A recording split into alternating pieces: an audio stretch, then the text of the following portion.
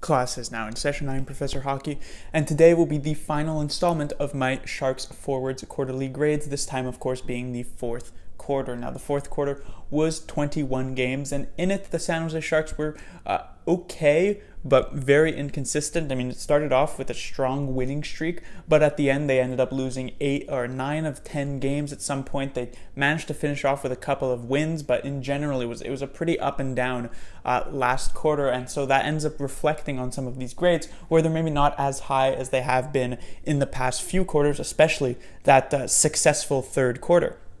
So starting off is Pavelski, and of course you do have to take into account the fact that he did miss a few games. He only ended up playing 14 of the 21 games, had 8 points during that span, but 3 of those goals, or 3 of those points I guess I could say, came in one game against the Red Wings, which was that huge game for Joe Pavelski. So otherwise it's 5 points in 13 games, which wasn't really that great. Pavelski was at times good. He came up with a couple of very clutch goals. Of course, that hat trick to come back against the Red Wings is obviously a big one, but all in all, it wasn't a super successful quarter for Joe Pavelski, the captain, and as such, he'll go back to what his lowest grade was on the first quarter, a B-. Next is Evander Kane, who, like Pavelski, also only played 14 games, and we know Kane was playing through something, that maybe he wasn't in the correct state of mind, but I'm trying to keep it strictly play-wise in these rankings, and as such, you have to take a look at the fact that Evander Kane only had about 4 points in these 14 games that he did play. He was only really an effective player in 2 or 3 of these games, including that one game against the Golden Knights. And so in general, Kane just wasn't very successful during this fourth quarter, the games that he did play, and as such, his grade will have to end up being a C, which is his lowest of the season. Next is Gustav Nyquist, who of course was not graded for the first 3 quarters because he was with the Detroit Red Wings. He played the majority of the games here, I believe 19, as this fourth quarter started right before the trade deadline. Basically, Nyquist was pretty good during that losing streak. He was one of the Sharks' better-ish forwards, ended up with 11 points during, I think, the 19 games he did play with the Sharks, so rather successful, and you do have to look at the fact that he was bouncing around the lines a bit, and in each line he was doing a pretty decent job, at least not right from the get-go, but once he settled in a bit. So I thought it was a pretty successful quarter for Gustav Nyquist in general, and hopefully that carries into the playoffs, and as such, his first grade as a Shark will be a B. Next is Michael Haley, who played a decent chunk of the games he was in, and he was an okay forward. There were a few games where he was just completely ineffective. There were even a couple games where he was a complete liability, but there were also a few games, the Blackhawks game, the last game here against the Colorado Avalanche, where he was a decently effective forward. He was doing some good things, and so in general, Haley, nothing super impressive, nothing horrific, and you do have to take into account the fact that you are grading him as like a 12th forward basis. You're not saying, if you look at him from like a Patrick Kane perspective, then he's actually an F because he didn't get any points. No, you are grading him from a fourth line perspective, and in that role, he was mostly just average, and as such, he will get the grade of a C. It was also nice to see him score his first goal here with his second stint with the Sharks.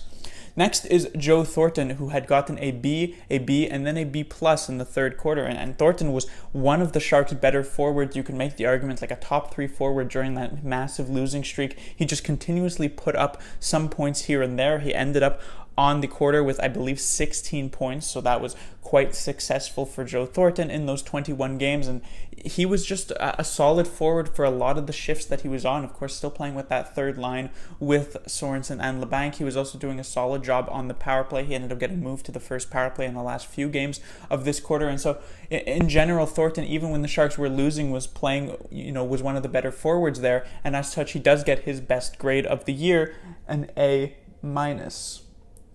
Next is Marcus Sorensen, who has been basically the pillar of mediocrity, as he has been playing some decent hockey, but the results have not necessarily been there for him, so he's gotten a B- all 3 quarters that he has been in, but finally he ends up putting 10 points up in this quarter, so a solid one results-wise for him, and as such, his grade will finally jump up from that B-, not by too much, but still to the grade of a B.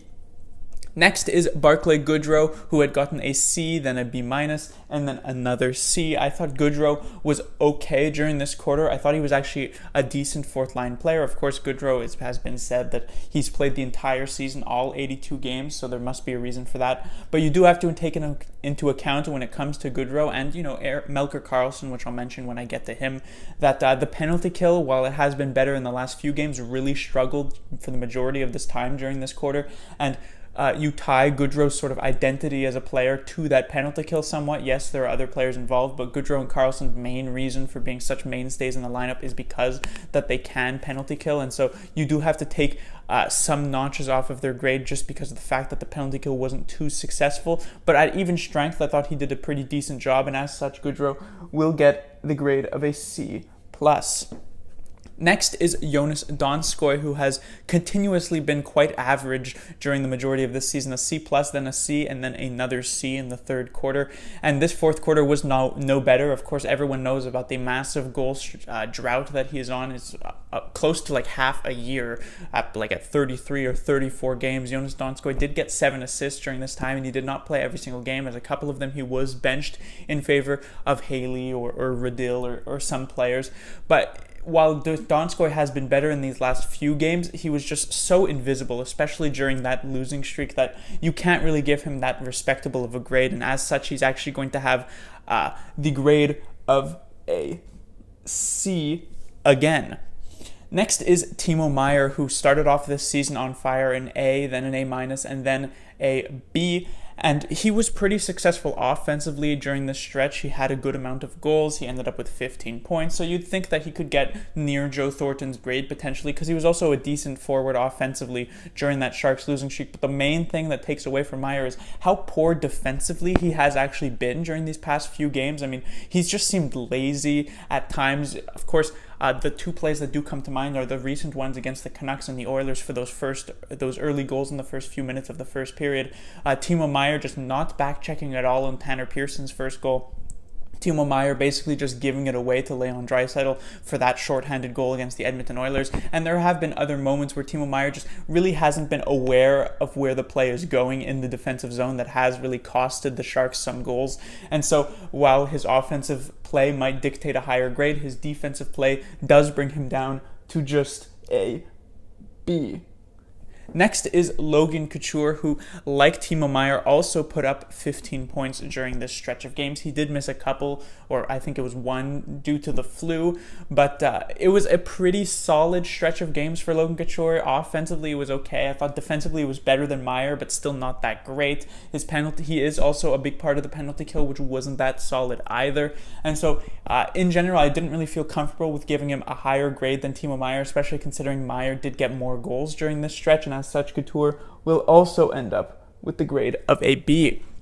Next is Tomas Hertl, who was voted to be the Sharks' the best player of the year, tied with Brent Burns by whoever votes that, but the Sharks tweeted that out. So he ended up with an A, an A minus, and then another A. And in this quarter, he was the Sharks' highest scoring forward. He ended up with 19 points during the games that he did play. He was also one of the better forwards during that losing streak. He is consistently being able to make plays happen from out of nothing, consistently coming from behind the net and protecting the puck to try and get a shot away, and that has worked a couple of times. And I have appreciated Hertl's games heavily, and as such, he's going to stay rather consistent with those first 3 quarters that he had, with another A, which puts him as the best Sharks forward during this fourth quarter.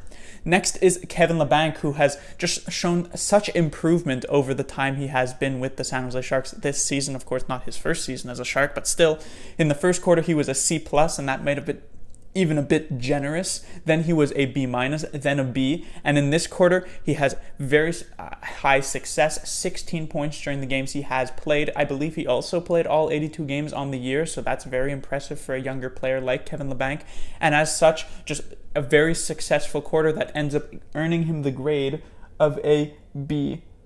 Not as high as his line mate Joe Thornton, who I think has done a bit more at least when it comes to orchestrating these types of plays. Labanc has sometimes been a beneficiary of that. but I still think it has been a very successful quarter for Labanc, and he's also been decent on the power play. Finally, it comes to Melker Karlsson, who basically has the same exact description of his grade that Barclay Goodrow. You know, he's been solid at even strength. He's been a pretty reliable forward defensively at even strength. He has been a plus like Goodrow was during this stretch of games, but the penalty kill has at times suffered. Karlsson is heavily tied to that penalty kill, one of his main identities as a player, and so his grade does suffer somewhat for that, and so he will end up with basically the identical grade of Barclay Goodrow with a C+. But that will do it for this final quarterly grades. All of these players will be averaged out to see what will be a final grade that I will give to them probably after the playoffs, and I'll probably do a full review of exactly how each of these players measured up over the entire season. Class dismissed.